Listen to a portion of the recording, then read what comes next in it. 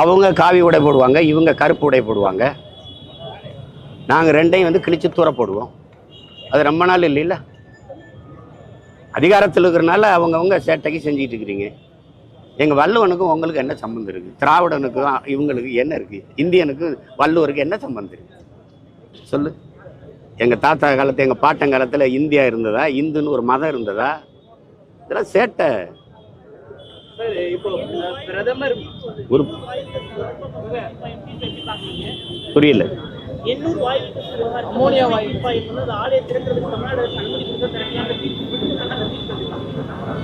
திறக்க விட மாட்டோம். அது என்ன, எனக்கெல்லாம் ஒரு வேலையும் இல்லை. இப்போ தேர்தல் முடிஞ்சிடுச்சுல, திறந்து காட்டி பார்ப்போம்.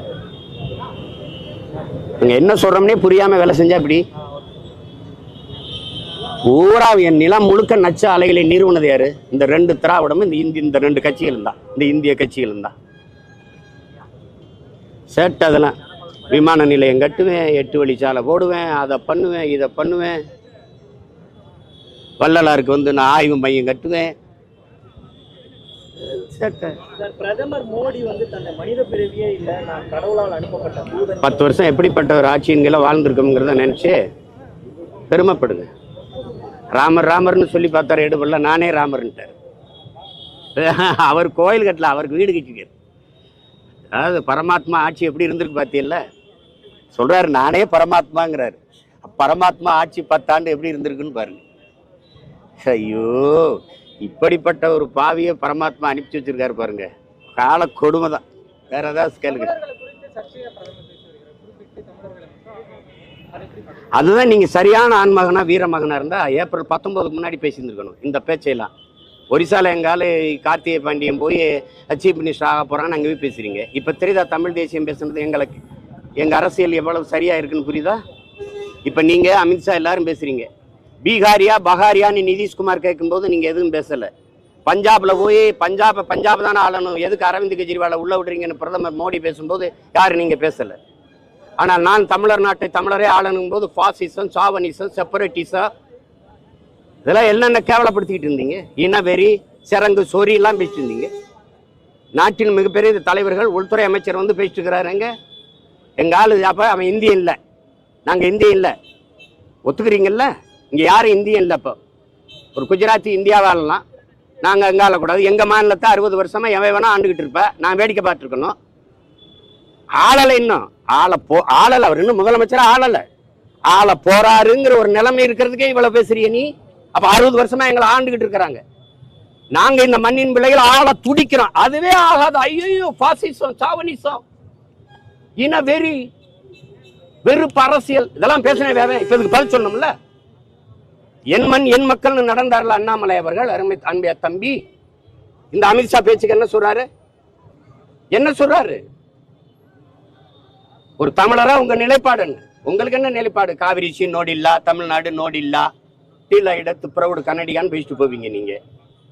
ஒரிசால இன்னும் அவன் முதலமைச்சர் ஆகலை, எங்கால ஆகிறான்னு ஒரு நிலைமை இருக்கு. அதுக்கு இவ்வளவு கொந்தளிக்கிறீங்கல்ல. இதை நல்ல ஆண் மக்களா, நீங்க வீர மக்களாக இருந்தா, பெரும் தலைவர், நேர்மையான தலைவராக இருந்தா ஏப்ரல் 19 முன்னாடி பேசியிருந்திருக்கணும்.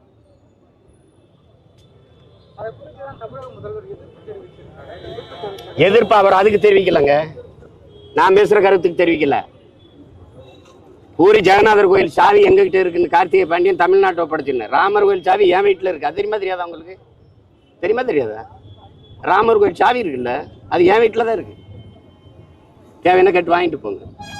வைத்தியக்காரங்கிட்ட நாட்டை கொடுத்துட்டு பேசிட்டு இருக்கிற வைத்தியக்காரன் சாவி சொல்லு. இஸ்லாமியர்களுக்கு மத அடிப்படை இடஒதுக்கீடு கொடுக்க கூடாதுன்னு சொல்லிட்டு அமித்ஷா சொல்லியிருக்காரு. இதை எப்படி பாக்குறீங்க? இந்துக்களுக்கு மத அடிப்படையில் கொடுக்கலாமா? இந்துக்களுக்கு மத அடிப்படை கொடுக்கலாம். உனக்கு இப்ப அரசியல் இல்ல, பிடிச்சி தொங்கிட்டு கிடக்குறீங்க. அரசுக்கு மதத்துக்கு என்ன சம்பந்தம்? 5000 கிலோமீட்டர் 10,000 கிலோமீட்டர் இருக்கணும். மதம் அவனுடைய தனிப்பட்ட உணர்வு. அதை போய் எதுக்கு அரசு ஆட்சியில் போய் அரசு அதிகாரத்தில் போய் கலக்குறீங்க நீங்க?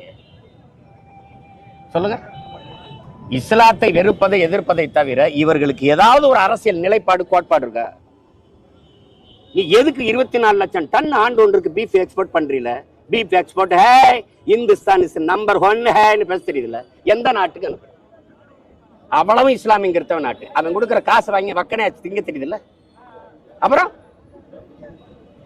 ஊரானுக்கு ஊட்டி விட உள்ள வந்து சாப்பிட்டா கொண்டு வருவியா? இது ஒரு தர்மமா கர்மமா? என்னது இது? மாட்டுக்கறி ஏற்றுமதி செய்தா இல்லையா தம்பி? அத பெருமையா பிரதமரே பேசுறாரா இல்லையா? எந்த நாட்டுக்கு ஏற்றுமதி செய்யறார்? அந்த நாடுகள் அரபு நாடுகள்லாம் போய் அங்க நிற்கும் போது இந்த இஸ்லாத்தை வெறுப்ப அங்க பேச வேண்டியதானே? அரபு நாடுகளை போய் இந்து கோயிலை திறந்து வச்சுட்டு பெருமையா பேசுறீங்கல்ல, அங்க கோயிலை திறக்க அனுமதிக்கிறானே. அந்த பேரன்பு பெருந்தன்மை அந்த அயலானுக்கும் அன்பு காட்டுன்னு சொன்னது நபிகள் கோட்பாடு. அடுத்தவன் பசியோடு இருக்கும்போது உண்ணாதேங்கிறாரு, அது ஹராம்ங்கிறாரு. என்ன அந்த கோட்பாட்டுல உனக்கு என்ன பிரச்சனை? என்ன பிரச்சனை? இங்க இருந்த முறை எவன் ராபர்ட் கிளைவன் வாரிசு, எவன் பாபரின் வாரிசு? நீ சாதி மத கொடுமையில் சாதிய தீண்டாமை இழிவுல இருந்த பறையன் பள்ளம் சக்கலியனா இருக்கிறதுக்கு இந்த மாதிரி இருக்கிறதுக்கு நம்ம வாங்க பறையனா இருந்தேன் வாடா பரப்பையில என்ன பாயா மாறணும், முஸ்லீமா மாறினா வாங்க பாய் என்ன பறையனா இருக்கிறதுக்கு பாயா இருக்கிறது மெல்ல மாறி போன அவ்வளவுதானே. சாதிய இழிவு தீண்டாமையில வச்சு என்னை கொடுமைப்படுத்தின. திருப்பி மதத்துக்குள்ள போய் நிம்மதியா வாழலாம்னு சிறுபான்மைன்னு வச்சு நசுக்கிற. உரல்ல வச்சு இடிச்சா தாங்க முடியாத குதிச்சா செக்கில போட்டு ஆட்டுற. உன் மனநிலை என்ன? நீ அரசியல் பேசு, மனிதம் பேசு. சந்திர மனதுக்கு ராக்கெட் விடுங்கிற. இங்க காத்து இல்ல, இங்க தண்ணி இல்ல, இருக்கிற பூமியை காப்பாத்த துப்பு இல்ல. கோடிக்கணக்கா செலவழிச்சு சந்திராயனுக்கு ராக்கெட் விடுற, அங்க விடுறேன். சூரியனை போய் பாக்குறேன். 15 லட்சம் கோடி கிலோமீட்டர் பூமிக்கு சூரியனுக்கு. இங்க இருந்து போய் அது கிட்ட போய் என்ன பார்க்க போறேன்? சூரியனா திமுக சின்ன ஒண்ணு பக்கத்துல சூரியன், அதை வேணா பார்த்து போ. என்ன தேவை? ஒரு காமெடி பண்ணிட்டு அலையிறது. இதுல இருந்து தெரியுதா இல்லையா? அவங்க பூரா மனநோயாளிகள்.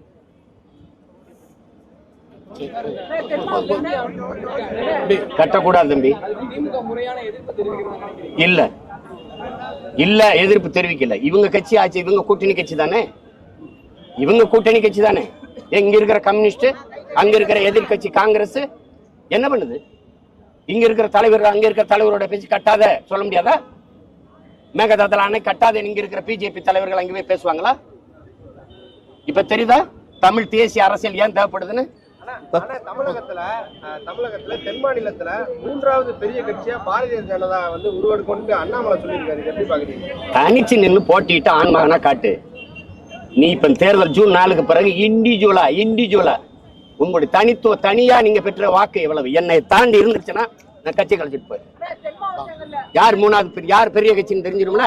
தனிச்சு கூட்டணியா நீட்டு கூட்டிக்கிட்டு கூடாது. ஒண்டி கொண்டு நின்று சிங்கமா நிக்கணும். தனிச்சு சண்டை போடணும். அவன் தான் ஆண் மகன், அவன் தான் வீரன்.